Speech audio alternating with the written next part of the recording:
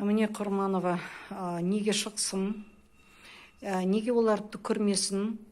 Егер бізде нақтылы Тереңкөл ауданында, мүмкін басқа да аудандарда бізде бензоколонкалар видеоларда бар, рубльға көшкен.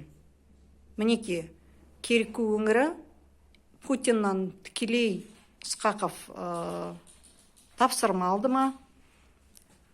Сондай жағдай бізде не мына адамдарды митингқа көтеруге сондай әрекет жасап жатыр ма? Адамдардың ашу-ызасын тудырып рубльға сатады екен.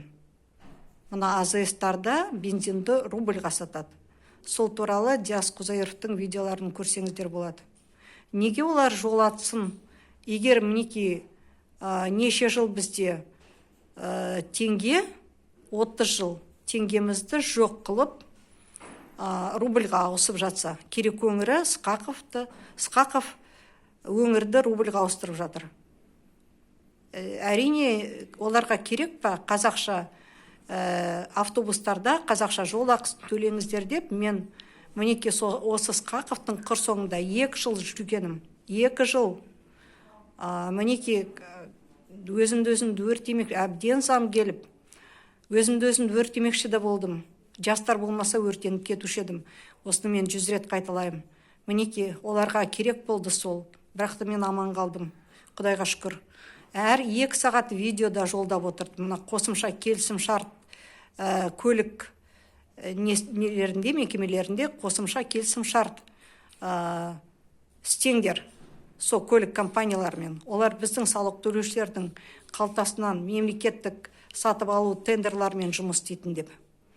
Соны мінеки келемеждеп 2 ай қыр соңынан қалмай, оның алдында 2 жыл олардың бергендері жаңағы қағаз.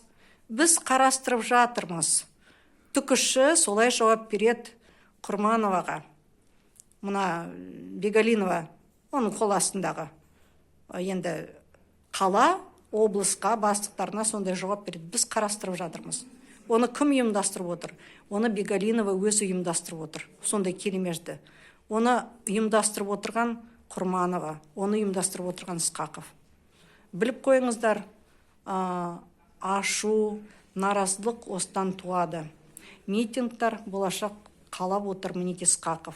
Өңір рубльға көшіп жатыр.